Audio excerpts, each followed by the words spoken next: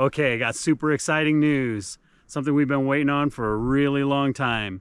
The Sin Wagon finally got a roof rack.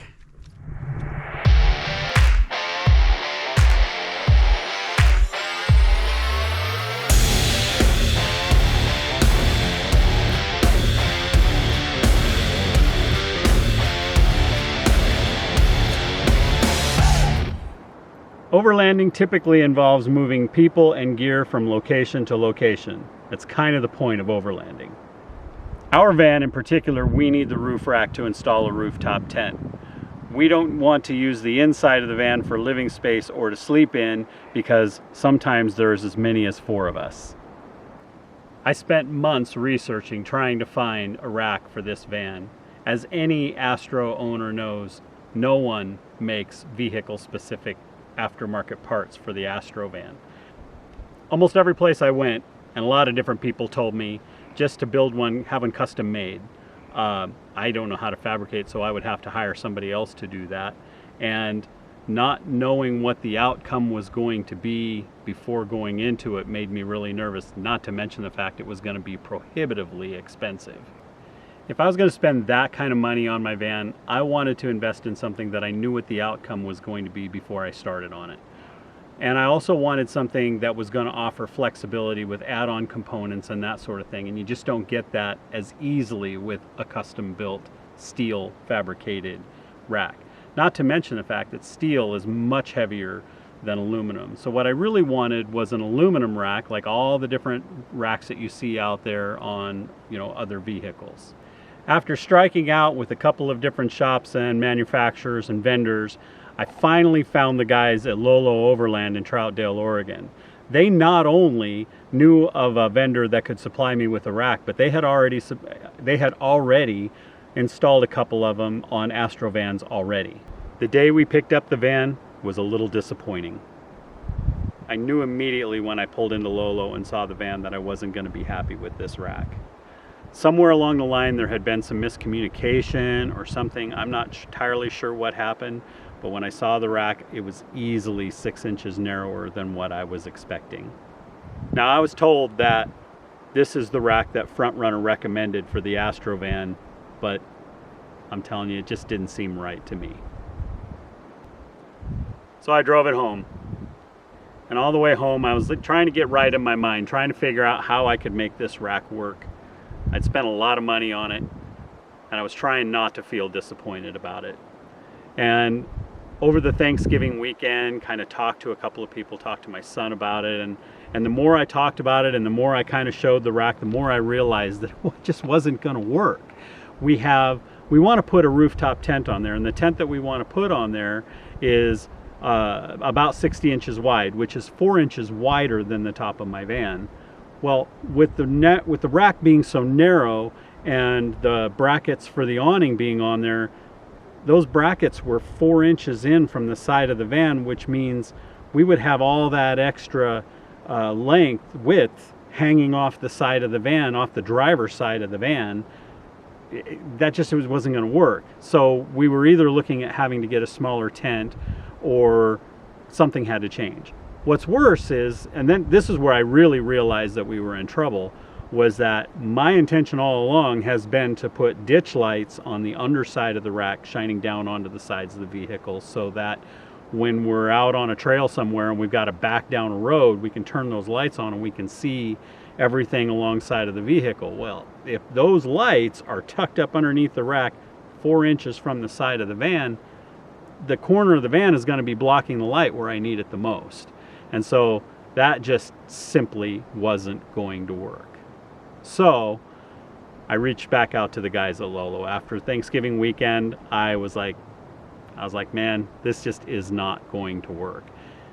They were super cool. They contacted Front Runner and they made it right, basically.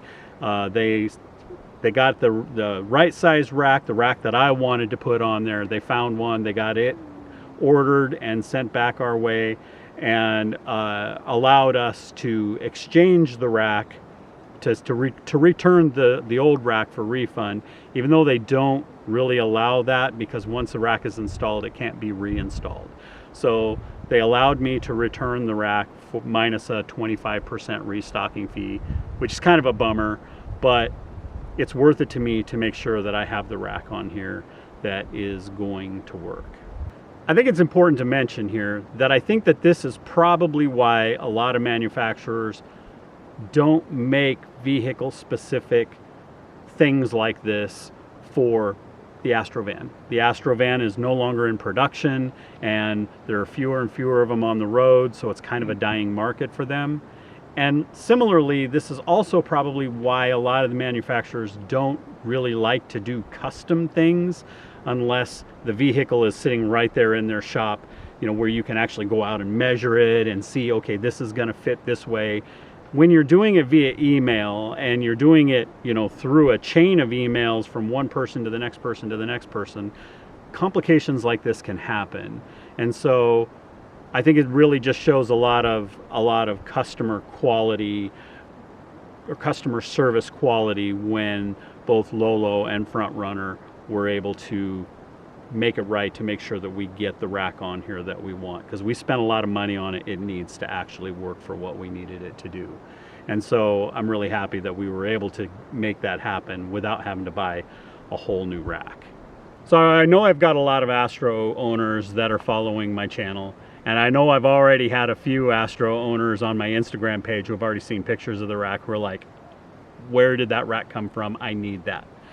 So what I'm going to do is, to make sure that you don't run into the same problems that I do, I'm going to actually post the parts list in the description to the video of the various components that you will need to get with your vendor to get this rack installed on your van. In fact, I'm going to put both the wide tray as well as the narrow tray so that you can see the difference, because maybe the narrow tray will work better for you. But if you want the wider tray, you'll have both part numbers, and I'll make sure that I identify them very clearly for you. So it'll save you a lot of legwork with your installer and going through Front Runner. You'll know exactly which parts that you need.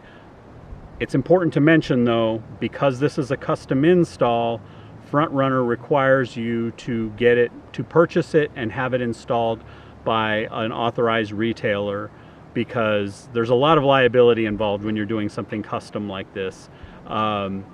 You don't want that rack coming off your vehicle going, 60 miles an hour down the highway.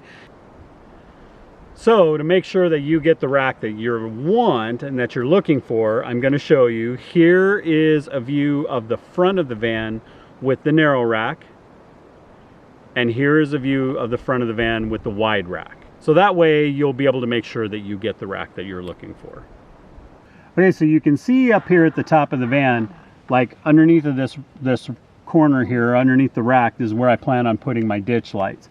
I want them underneath so that they're kind of like out of harm's way for overhanging limbs and things like that, but they're going to be kind of angled down toward the ground. And so by having the rack all the way out here to the edge like this, I'm able to put those lights here. The light will be unobstructed to the ground, and the lights will work the way that I want them to, and the rack is nice and wide for a full-size tent. Okay, so for those of you that are doing your own custom install, this might be handy. Well, let's take a look at what they did for the install. Turns out they didn't actually use riv nuts to install this, so it was a good thing that I took the headliner out. What they did was they actually drilled through the roof in several places on each side and used fender washers to secure the roof to the universal track. So by using these fender washers, they were able to pull the roof metal up snug to the universal track, which then creates a solid connection. And because they did so many different places along the way, then that got the universal track securely mounted to the roof. They didn't actually go through the roof supports at all. And the reason for that being is because there's such a gap in between the metal. What I was told was if they tried to bolt through that, they would have collapsed the roof metal because of the foam on the top. And they could have put a shim in there in between, but the problem is then you would have multiple points of movement, and then that could create a area where it would wear, and then that would cause the seals to fail, and then you would have leaks, and eventually the roof would rust through. By doing it this way, they are able to secure it firmly without any movement, and because they have that universal track on the top, it disperses the weight over the top of all of the roof supports all the way across.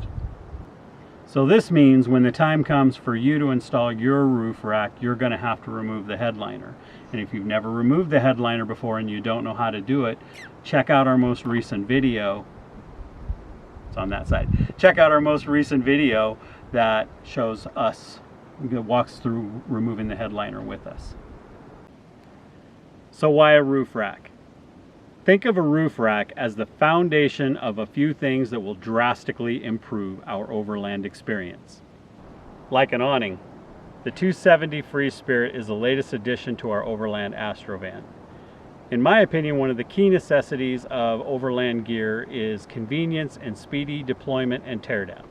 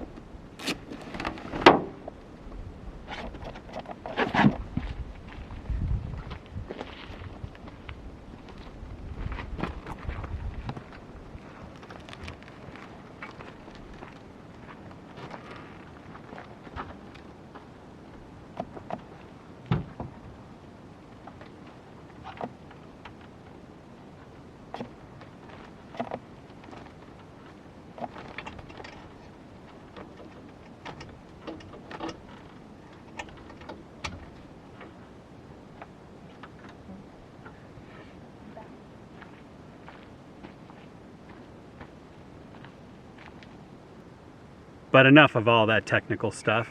Let's go play in the woods.